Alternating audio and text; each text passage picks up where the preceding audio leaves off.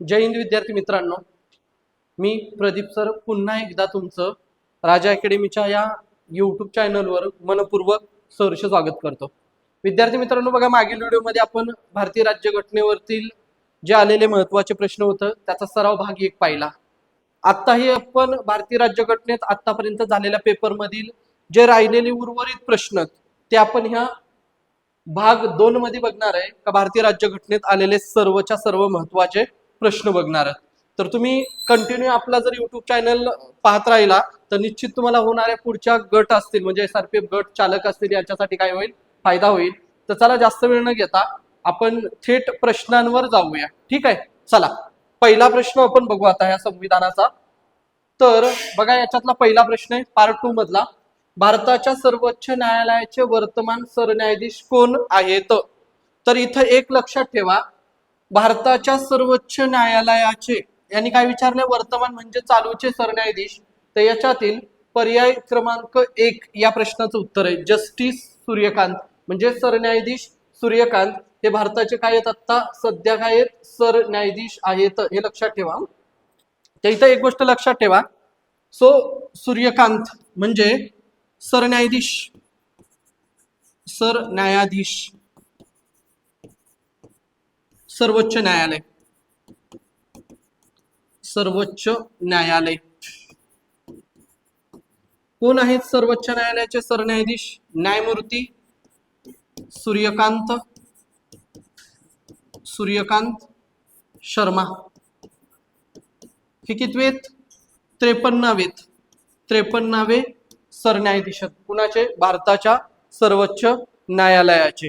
52वे कोण आहेत, तर 52वे आहेत कोण, न्यायमूर्ती भूषण गवई। त्याच्यानंतर 51वे जर पाहिले तर 51वे आहेत न्यायमूर्ती संजीव खन्ना आणि DY चंद्रचूड, हे आहेत 50वे। यांचं आता नुकतंच एक पुस्तक प्रकाशित झालंय, वाय द कॉन्स्टिट्यूशन मॅटर, हे नक्की बघा।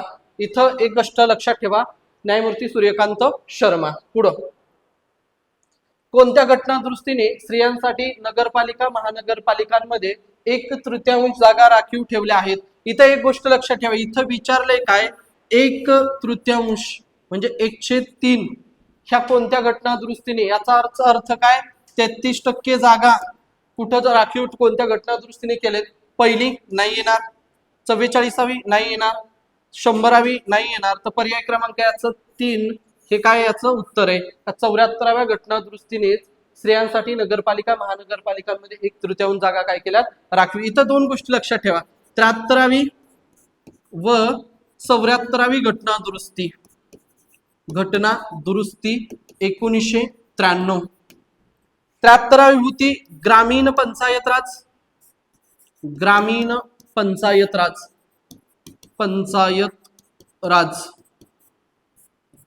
आणि 74वी होती शहरी पंचायत राज। आणि याच्यात महिलांना, ह्या दोघांमध्ये महिलांना 1993 साली 33% जागा काय होत्या, जागा राखीवत, ह्या तेव्हा होत्या। आत्ताचा जर विचार केला, सध्या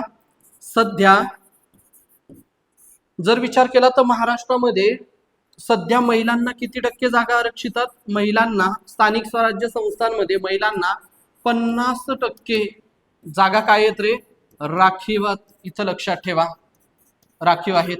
पंचायत राजला घटनात्मक दर्जा देण्यासाठी या घटना दुरुस्त्या करण्यात आलेल्या होत्या, ज्याच्यात ग्रामीण पंचायत राज आणि शहरी पंचायत राज।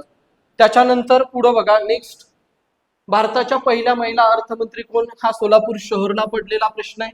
इथं एक लक्षात ठेवा, आणि भारताच्या पहिल्या महिला अर्थमंत्री विचारलेत ना, इथं पूर्ण वेळ ना इथं हंगामी, तर याचं उत्तर देण्यात आलंय इंदिरा गांधी, पर्याय क्रमांक 2 या भारताच्या पहिल्या महिला अर्थमंत्री। इथं लक्षात ठेवा, पहिल्या महिला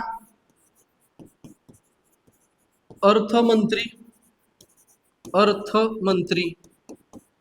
पण ह्या पंतप्रधान पदावर होत्या बरं का रे, पंतप्रधान पदावर होत्या, आणि त्या कोण होत्या, इंदिरा गांधी, का ज्यांनी पंतप्रधान पदावर असताना भारताचं अर्थमंत्री हे पद काय करण्यात आलेलं आहे, भूषवण्यात आलेलं आहे। त्याच्यानंतर इथं पाहिलं निर्मला सीतारामन, भारताच्या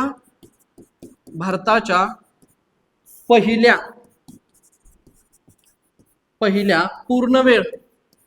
पूर्णवेळ महिला अर्थमंत्री आहेत. पूर्णवेळ महिला अर्थमंत्री. त्या भारताच्या पहिल्या पूर्णवेळ अर्थमंत्री कोण आहेत? निर्मला सीतारामन, ज्यांनी काय केलं? नुकताच आपला अर्थसंकल्प सादर केला. पहिला आणि डिजिटल अर्थसंकल्प निर्मला सीतारामन. सुषमा स्वराज जर पाहिलं तर दिल्लीच्या पहिल्या महिला मुख्यमंत्री आहेत. दिल्ली फर्स्ट सीएम महिला कोण? श्रीमती सुषमा स्वराज. ममता बॅनर्जी ज्या लेटेस्ट पश्चिम बंगाल राज्याच्या काय आहेत? मुख्यमंत्री आहेत. पुढचा प्रश्न, खालीलपैकी कोणते भारताचे उपराष्ट्रपती कोणत्याही राज्याचे राज्यपाल नव्हते? आता इथं बघा रे, पर्याय मिसिंग आहे. पर्याय क्रमांक 4 हमीद अन्सारी. आता मिसिंग आहे म्हणजे उत्तरच ते असणार आहे, बरोबर की नाही? हमीद अन्सारी. तर याचं उत्तर आहे पर्याय क्रमांक 4 हमीद अन्सारी. खालीलपैकी कोणते भारताचे उपराष्ट्रपती कोणत्याही राज्याचे राज्यपाल नव्हते? म्हणजे थोडक्यात का असा कोणता व्यक्ती की ज्यांनी उपराष्ट्रपती होण्या अगोदर इतर कोणत्याच राज्याचं राज्यपाल पद भूषवलेलं नव्हतं. आता इथं जर पाहिलं तर CP राधाकृष्णन हे महाराष्ट्राचे राज्यपाल होते. महाराष्ट्र राज्यपाल होते हे, आणि महाराष्ट्राच्या राज्यपाल पदाचा राजीनामा देऊन ही भारताचे काय झाले? उपराष्ट्रपती. झाकीर हुसेनांचा जर विचार केला तर हे झाकीर हुसेन बिहार राज्याचं राज्यपाल पद यांनी काय केलं? भूषवलेलं होतं, बिहार राज्याचं राज्यपाल. त्याच्यानंतर जगदीप धनखड जे माजी उपराष्ट्रपती होते, यांनी पश्चिम बंगाल राज्याचं काय केलं? यांनी राज्यपाल पद काय केलं? भूषवलेलं. मात्र हमीद अन्सारी एकमेव असा व्यक्ती होता का जे भारताचे 12वे उपराष्ट्रपती होते. उपराष्ट्रपती हे कोणत्याच राज्याचे राज्यपाल पद यांनी काय केलं नव्हतं? भूषवलेलं नव्हतं. आलं लक्षात? पुढं, भारतीय संविधान हे संविधान सभेद्वारे कधी स्वीकारले गेले? तर 26 जानेवारी 1950, 15 ऑगस्ट 1947, 26 नोव्हेंबर 1949 आणि 30 जानेवारी 1948. तर इथे एक गोष्ट लक्षात ठेवायचा, पर्याय क्रमांक स्वीकारले संविधान सभेद्वारे कधी स्वीकृत केलं? तर हे स्वीकृत केलं 26 नोव्हेंबर 1949. म्हणजे संविधान स्वीकृती दिन कधी? स्वीकृती दिन आहे 26 नोव्हेंबर 1949. मागच्या लेक्चर मध्ये आपण सांगितलेला हा संविधान दिन आहे. संविधान लागू कधी केलं रे? संविधान लागू हे झालं 26 जानेवारी 1950 ला भारताचं संविधान काय झालं? लागू झालं. 15 ऑगस्ट 1912 स्वातंत्र्य झालं. 30 जानेवारी 1948 हे महात्मा गांधींची हत्या करण्यात आली होती. पुढं, संविधानाच्या कोणत्या अनुच्छेद म्हणजेच आर्टिकल नुसार भारत देशात अस्पृश्यता नष्ट करण्यात आली आहे? यवतमाळला पडलेला प्रश्न पोरांनो, बघा लक्षात ठेवा. अनेक वेळा वारंवार हा प्रश्न काय झालाय? रिपीट झालाय. त्यामुळे PYQ ला प्राधान्य देणे तुमचं काम आहे. सो बघा, तर इथं विचारलंय काय? संविधानातील अनुच्छेदचा अर्थ कलम, आणि काय विचारले तर अस्पृश्यता नष्ट म्हणजे कोणत्या जातीचं किंवा कुणालाही जातीवाचक बोलणे किंवा अस्पृश्यता काय केले? कायद्याने नष्ट करण्यात आले. आता भारतात अस्पृश्यता मानली जात नाही. तर याचं पर्याय क्रमांक 4 उत्तर आहे अनुच्छेद 17. येते लक्षात? म्हणजे कलम 17 नुसार भारतात अस्पृश्यता कायद्याने काय बंदी. कलम 14 कायद्यासमोर समानता आहे. कायद्यासमोर समानता आहे. कलम 14 हा मूलभूत हक्क आहे आपला. कलम 15 काय? भेदभाव मनाई म्हणजे धर्म, वंश, लिंग, जात, जन्मस्थान या आधारे भेदभाव केला जाणार नाही. कलम 16 समानतेची संधी कशात रे? पण तर समानतेची संधी रोजगार आणि नोकरी याच्यात सगळेजण कसे असतील? समान असतील. आणि कलम 17 हे अस्पृश्यतेसाठी, अस्पृश्यता नष्ट, हे सर्व आपले काय मूलभूत हक्क. त्याच्यानंतर पुढचा प्रश्न आहे, बेकायदेशीर अटक व स्थानबद्धता यापासून संरक्षण करण्यासाठी सर्वोच्च न्यायालयाकडे कोणत्या घटनात्मक तरतुदीनुसार दाद मागता येते? इथं लक्षात ठेवा, बेकायदेशीर जर तुम्हाला अटक कुणी केली बाबा, तर तुमच्या मूलभूत हक्कांचं काय होणार आहे? उल्लंघन आहे. कलम 32च्या रिलेटेड आलेला हा प्रश्न आहे. तर घटनात्मक तरतुदी म्हणजे कलम 32 आहे. इथं कलम 32 नुसार तुम्हाला काय करता येते? दाद मागता येते. कुठं मागता येते रे? सर्वोच्च न्यायालयात. मग इथं मॅडमस आहे, हॅबियस कॉपर्स आहे, को वॉरंट आहे, स्थगनादेश आहे. त्याचं उत्तर आहे हॅबियस कॉपर्स. म्हणजे याचा अर्थ असा की कलम 32 नुसार सुप्रीम कोर्ट 5 प्रकारे रीट काढते, ज्यामध्ये हे 4 दिलेत आणि अजून एक आहे. सो हॅबियस कॉपर म्हणजे बंदी, प्रात्यक्षिकरण, बेकायदेशीर किंवा विना चौकशी तुम्हाला जर एखाद्या व्यक्तीने अटक केली तर सुप्रीम कोर्ट 32 नुसार त्याला आदेश देते आणि त्यांच्या समोर हजर करण्याचा काय देते? आदेश देते. हॅबियस कॉपर्स मॅडमस तिथलाच भाग आहे. कलम 32 नुसार 5 प्रकारे रीट काढू शकतो आपण. त्यानंतर डॉट डॉट हा दिवस संविधान दिन म्हणून भारतात साजरा केला जातो. तर बघा इथं विचारलंय काय? का संविधान दिन विचारलंय का कोणता दिवस भारतात संविधान दिन म्हणून साजरा केला जातो? मगाशीच पाहिलेला. त्याचं उत्तर आहे पर्याय क्रमांक 1, 26 नोव्हेंबर. का बाबा 26 नोव्हेंबर 1949 ला भारतात संविधान लागू करण्यात आला आणि त्यामुळे हा दिवस कोणता मनवण्यात आला? संविधान दिन मनवण्यात आला. इथं 26 जानेवारी हा कुठला दिवस आहे रे? तर गणतंत्र दिन आहे. गणतंत्र दिवस, गणतंत्र किंवा प्रजासत्ताक दिन मनवला जातो. हा आहे संविधान दिन, ज्याच्यावर प्रश्न आलाय. संविधान दिन. 2 ऑक्टोबर काय आहे रे? महात्मा गांधींची जयंती आहे. तो कुठला दिवस आहे? आंतरराष्ट्रीय अहिंसा दिन. आंतरराष्ट्रीय अहिंसा दिन. आणि 14 नोव्हेंबर. सो हे महत्वाचे दिवस येते लक्षात. 14 नोव्हेंबर काय आहे? तर हा बालदिन म्हणून साजरा केला जातो. काय हा? बालदिन. पुढं नेक्स्ट, मुंबई उच्च न्यायालयाचे खालीलपैकी कोणत्या शहरात खंडपीठ नाही? मगाशीच पाहिलेलं पणजी, नागपूर, पुणे, कोल्हापूर. त्याचा उत्तर आहे पर्याय क्रमांक 3, पुणे. आपण पाहिलेलं मुंबई उच्च न्यायालय. मुंबई उच्च न्यायालय, उच्च न्यायालय, मुंबई उच्च न्यायालय याची स्थापना झाली 14 ऑगस्ट 1862 साली. याचं मुख्यालय जर पाहिलं तुम्ही, मुख्यालय ते आहे मुंबईला. मुख्यालय कुठे रे? मुंबईला. याची खंडपीठ जर तुम्ही पाहिली, खंडपीठे, त्याची खंडपीठ किती आहेत? 1 नागपूर, 2 छत्रपती संभाजीनगर, 3 पणजी आणि याचं 4थं खंडपीठ ज्याला सर्किट बेंच म्हटलं जातं ते आहे कोल्हापूर. देशात सर्वाधिक खंडपीठ असणारं जर न्यायालय कोणतं तर मुंबई उच्च न्यायालय. याची स्थापना झाली 18 ऑगस्ट 2025. पर्याय क्रमांक 3 पुणे याचं उत्तर. आणि शेवटचं, मुंबई उच्च न्यायालयाचे मुख्य न्यायाधीश कोण आहेत? आता मुख्य न्यायमूर्ती कोण आहेत? तर श्री चंद्रशेखर याचे काय आहेत? सध्या न्यायाधीश म्हणून कार्य करतात. पुढं, पोलीस पाटलांची नेमणूक कोणता विभाग करतो? तर इथं एक गोष्ट लक्षात ठेवा का पोलीस पाटील आहे आणि या पोलीस पाटलाची नेमणूक करण्याचा अधिकार कोणाला आहे? तर तो आहे महसूल विभाग. काय करतो? पोलीस पाटलाची नेमणूक करण्याचे अधिकार कोणाला आहेत? महसूल जो अधिकारी महसूल विभाग आहे आणि या महसूल विभागामधले जे महत्वाचे व्यक्ती आहेत हे पोलीस पाटलाची काय करतात? थोडक्यात नेमणूक करत असतात. तर इथं 2 गोष्टी लक्षात ठेवा. पहिली गोष्ट, पोलीस पाटील आहे, पोलीस पाटील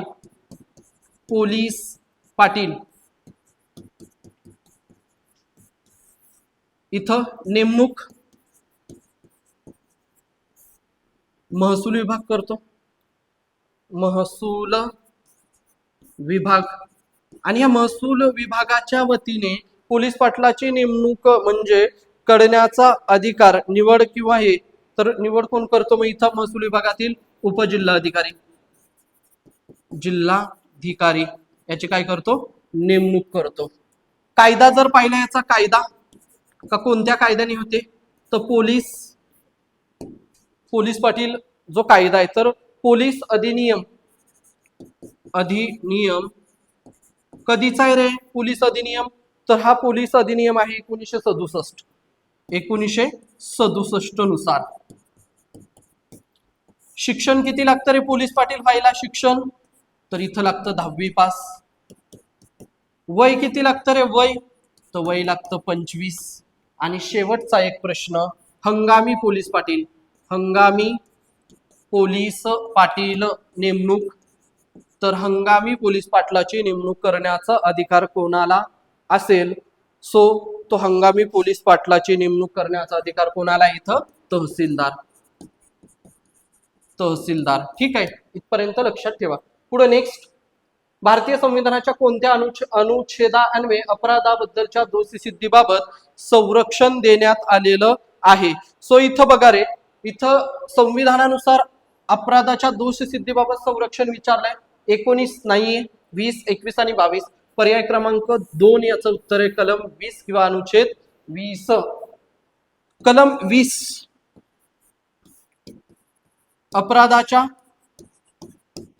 अपराधाच्या दोष सिद्धीबाबत संरक्षण. सिद्धीबाबत थोडा डीप प्रश्न आहे रे संरक्षण. एक गोष्ट लक्षात ठेवा का तुम्ही गुन्हा केलाय असा आणि जोपर्यंत सिद्ध होत नाही तोपर्यंत तुम्हाला शिक्षा देण्याचा अधिकार कुणालाच नाही. हे कलम 20 सांगतं. याच्यात 3 प्रकार आहेत. सो कलम 19 काय आहे? 6 स्वातंत्र्य. इथं स्वातंत्र्याचे अधिकार आहेत. 6 स्वातंत्र्य कलम 20 नुसार. कलम 21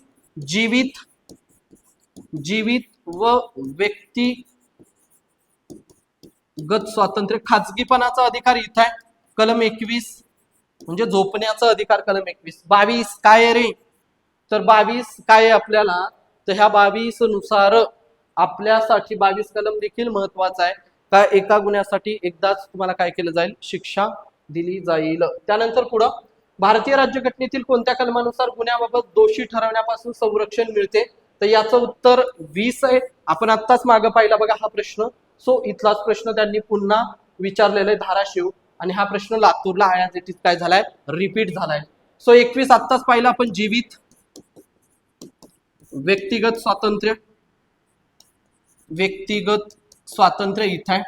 कलम 23 शोषणाविरुद्ध आहे. शोषणाविरुद्धांच्या हक्कामधलं इथं काय आहे? तर बाल कामगारांचा अधिकार आहेत. 20, 22 आत्ताच आपण पाहिली. त्यानंतर भारत सरकारने उभारलेल्या नवीन संसद भवनात, म्हणजे जो आपला भारत सरकार आहे आणि या भारत सरकारने उभारलेल्या नवीन संसद भवनेमध्ये आपल्याला काही काही गोष्टी महत्वाच्या बघणे अपेक्षित का याच्यात काय गरजेचं आहे काय नाही गरजेचं. तर भारत सरकारने उभारलेल्या नवीन संसद भवनात राज्यसभेचं विचारलंय बघा. राज्यसभा सदस्य आसन क्षमता किती आहे? 384, 484, 888, 500.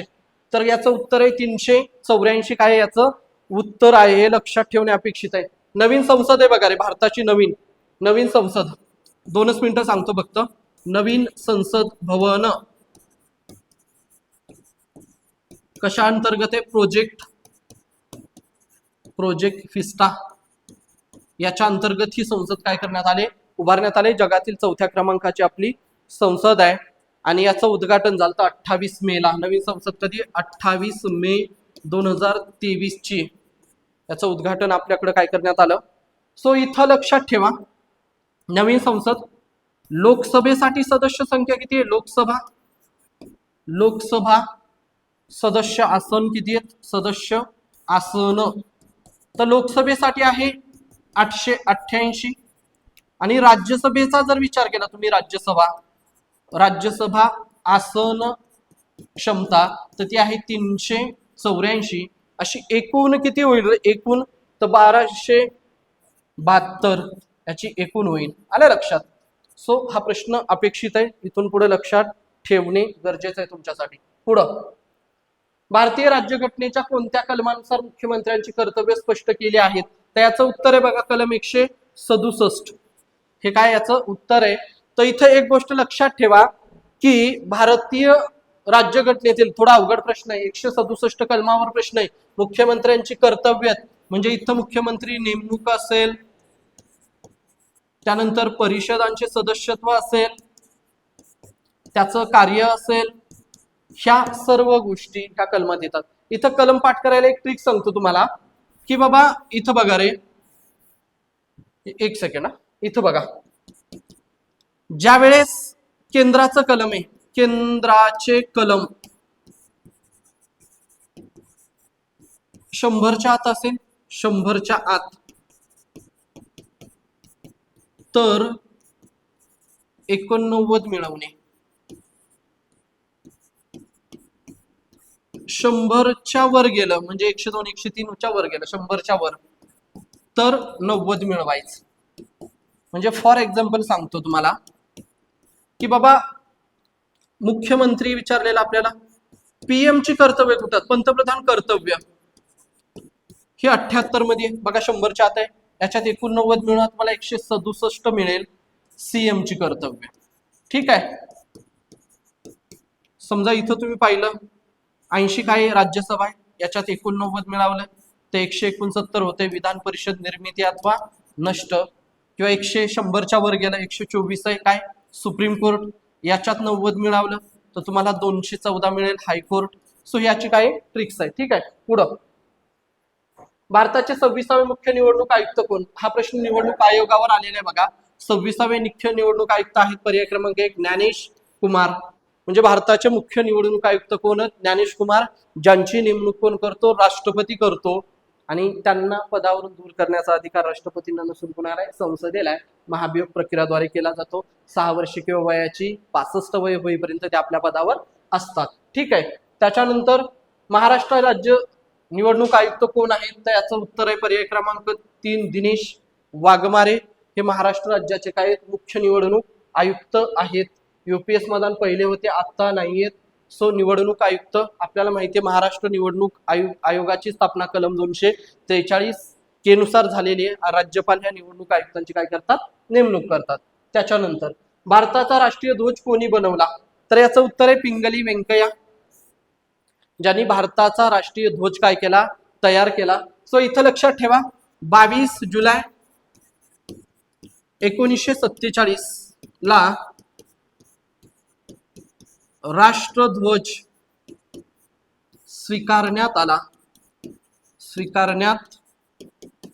आला. ध्वजाची डिझाईन, ध्वज निर्माता कोण होता किंवा डिझाईन कोणी केली, निर्माता, तर पिंगली व्यंकय्या होते. पिंगली व्यंकय्या हा व्यक्ती होता कुठला, आंध्र प्रदेशचा. ध्वजाची लांबी रुंदी पाहिली, लांबी आणि रुंदी तर ही आहे 3:2, ज्याच्यात 24 आरेत अशोक चक्र असतील, सारनाथीतून घेण्यात आलेले. सो या गोष्टी लक्षात ठेवा. त्याच्यानंतर भारतीय राज्यघटनेमध्ये जीवित व व्यक्ती स्वातंत्र्याचे संरक्षण कोणत्या कलमात दिले आहे, बघा आपण एक्सप्लेनेशन घेतला, त्याचा फायदा आहे. पुढे लगेच प्रश्न दिसतोय, तर याचं उत्तर आहे पर्याय क्रमांक 3 कलम 21. कलम 21 जीवित व व्यक्तिगत स्वातंत्र्य, जीवित व व्यक्तिगत स्वातंत्र्य, व्यक्तिगत स्वातंत्र्य म्हणजे तुम्हाला खाजगीपणाचं आयुष्य जगण्याचा अधिकार या कलमात दिलाय. खूप स्ट्रॉंग कलम आहे. कलम 14 काय रे, कलम 14 पर्याय क्रमांक 1 कलम 14 कायद्यासमोर सगळे कसे असणार, समान असणार, कायद्यासमोर समानता हे कलम 14 आहे. त्याच्यानंतर कलम 20 आपण आत्ताच पाहिलं, अपराधाच्या दोष सिद्धीबाबत संरक्षण, अपराधाच्या दोष सिद्धीबाबत संरक्षण या कलमात देण्यात आलेले. त्याच्यानंतर कलम 25 धार्मिक स्वातंत्र्य, याच्यात धार्मिक स्वातंत्र्याचे हक्क, म्हणजे ज्या व्यक्तीच्या सदसद विवेक बुद्धीला पटेल तो धर्म स्वीकारू शकतो, त्याचं आचरण पालन करू शकतो 25 नुसार. त्यानंतर पंचायत समितीच्या उपसभापतींची निवड किती कार्यकाळासाठी होते, तर याचं उत्तर आहे 2.5 वर्ष.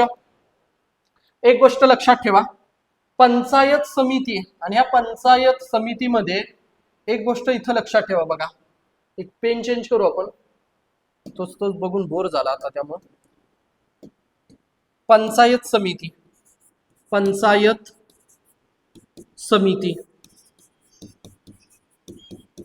पदाधिकारी पदाधिकारी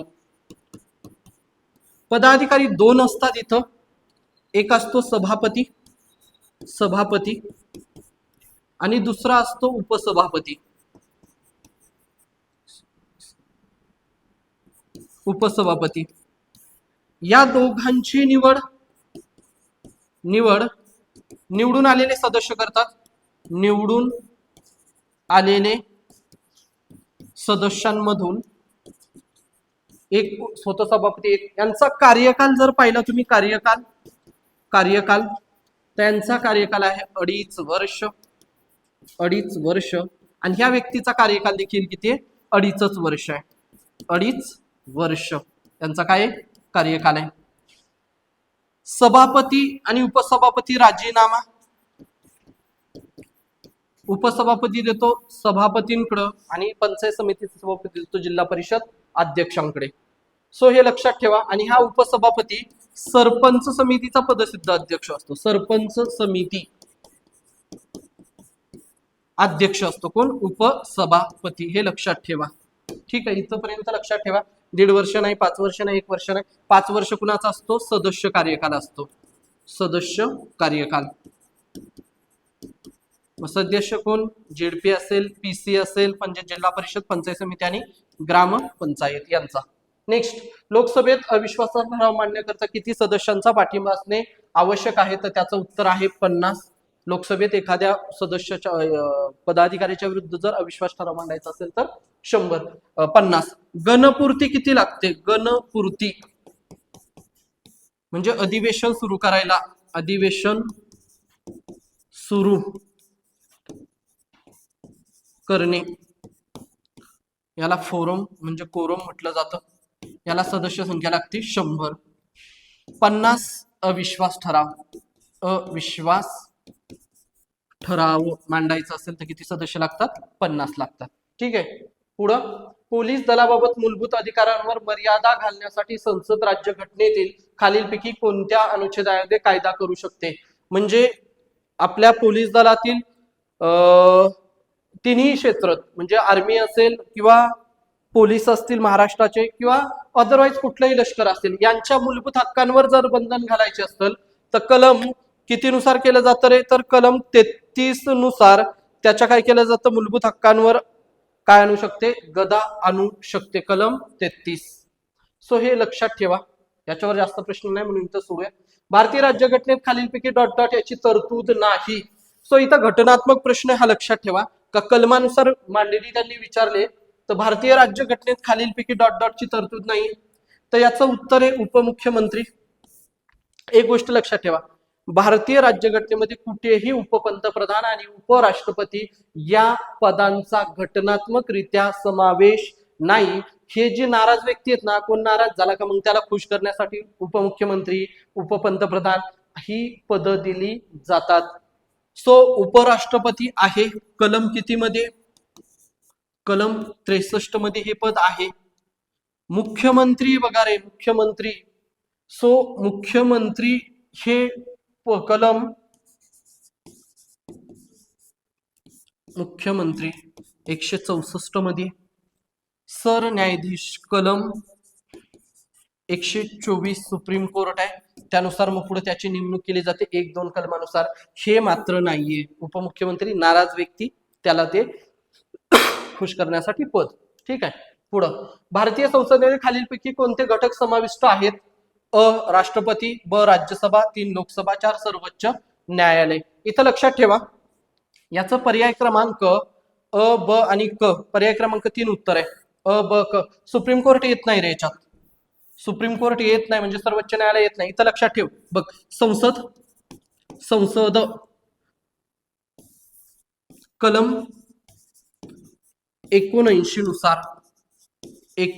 नुसार या संसदेत बघ काय काय असतं. संसदेत कलम 52 नुसार राष्ट्रपती म्हणजे कलम 52 हा राष्ट्रपती असतो. आहे का? आहे. त्यानंतर कलम 80 यामध्ये राज्यसभा आहे. आणि शेवट कलम 81 लोकसभा या तिघांची मिळून काय संसद आहे. संसद म्हणजेच काय रे, तर कायदेमंडळ.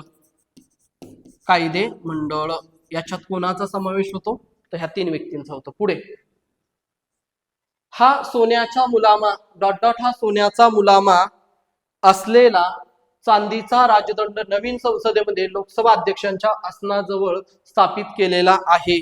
सो याचं उत्तर काय असेल तुम्ही मला सांगा सगळ्यांनी. बेंगॉल, मेंगॉल, सेंगोल यापैकी नाही, त्याचं उत्तर आहे सेंगोल. सो हा गोष्ट लक्षात ठेवा. मगाशी आपण एक्सप्लेनेशन पाहिले त्याच्यात तुम्ही बघा की 28 मे 2023 ला आपली नवीन संसद बांधण्यात आली सेंट्रल विस्टा या प्रोजेक्ट अंतर्गत. आणि त्यावेळेस सेंगोल हा सोन्याचा मुलामा असलेला एक राजदंड नवीन संसद भवनेमध्ये लोकसभा अध्यक्षांच्या आसनाजवळ काय करण्यात आलाय, स्थापन करण्यात आलेलं आहे. सो सोंगल हा प्राचीन काळी बघा, याचं वैशिष्ट्य सांगतो. प्राचीन काळी ह्या सोंगलचं वैशिष्ट्य काय होतं, का चोल घराणं होतं. चोल राजघराण्यामध्ये चोल साम्राज्य म्हणतो ना आपण, चोळ राज घराण्यामध्ये सत्ता हस्तांतरण करण्यासाठी वापरलं जायचं. सत्ता हस्तांतरण म्हणजे एका व्यक्तीकडून सत्ता ज्या वेळेस दुसरीकडे जाते त्याचं प्रतीक म्हणून ह्या राजदंडाचा काय केला जायचा, उपयोग केला जायचा. पुढे नेक्स्ट, राष्ट्रपती व उपराष्ट्रपती हजर नसल्यास राष्ट्रपती पदाचा कार्यभार कोण पाहतो. बघ रे, कोण पाहतो कारभार. लोकसभा अध्यक्ष नाही पाहू शकत, पंतप्रधान नाही, मुळात तो घटनात्मक आहे. सरन्यायाधीश, महाधिवक्ता. त्याचं उत्तर पर्याय क्रमांक 3 आहे. म्हणजे राष्ट्रपती व उपराष्ट्रपती ही दोन्ही पदे रिकामी असल्यास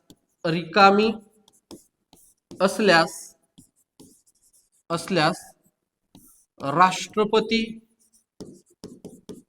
म्हणून सरन्यायाधीश काय करतो, कार्य करतो. त्याला ते अधिकार कार्य करतो. समजा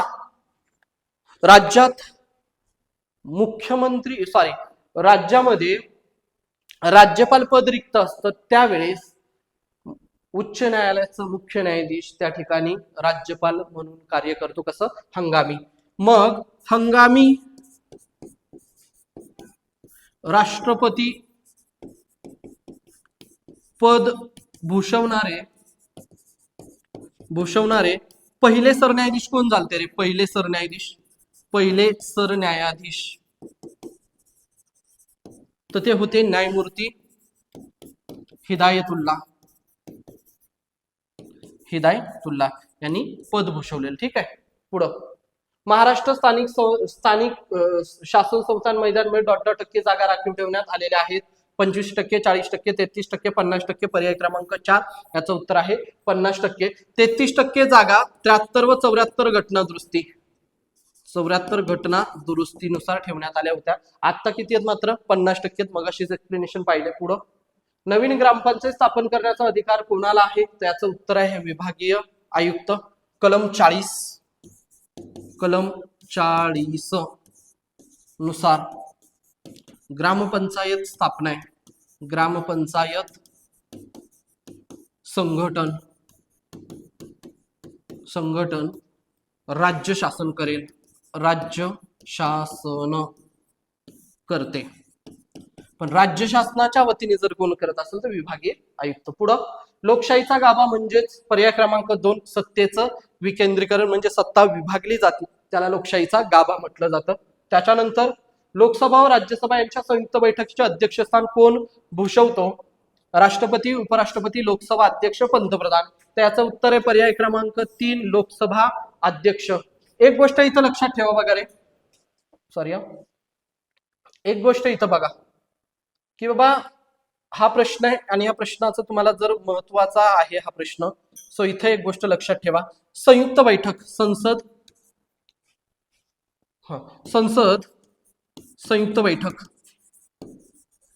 संयुक्त बैठक कलम 108 नुसार संयुक्त बैठक स्वीकार आपण केलता, स्वीकार ऑस्ट्रेलियाकडून घेतलं हे आपण, ऑस्ट्रेलिया, आणि याचा अध्यक्ष असतो कोण, कोण असतो, लोकसभा अध्यक्ष असतात, लोकसभा अध्यक्ष. संसदेची संयुक्त बैठक बोलवतो कोण, बैठक बोलवतो राष्ट्रपती. एक गोष्ट लक्षात ठेवा, ठीक आहे. चला, आणि शेवटचा प्रश्न आहे, हंगामी पोलीस पाटलाची नियुक्ती करण्याचा अधिकार खालीलपैकी कोणाला आहे. त्याचं उत्तर आहे पर्याय क्रमांक 1, तहसीलदार. आपण ज्याचं स्पष्टीकरण व्यवस्थितरित्या मगाशीच पाहिले. तर विद्यार्थी मित्रांनो, अशा प्रकारे आपला हा दुसरा भाग होता, आणि हा दुसरा भाग तुम्ही व्यवस्थितरित्या बघा. आपल्याला कशा पद्धतीने अभ्यास करायचा याचा एक योग्य दिशा मिळेल. तुम्हाला व्हिडिओ कसा वाटला हा निश्चित तुम्ही कमेंट करून कळवा, आणि आपल्या चॅनेलला लाईक करा, शेअर करा, सबस्क्राईब करा. जय हिंद मित्रांनो.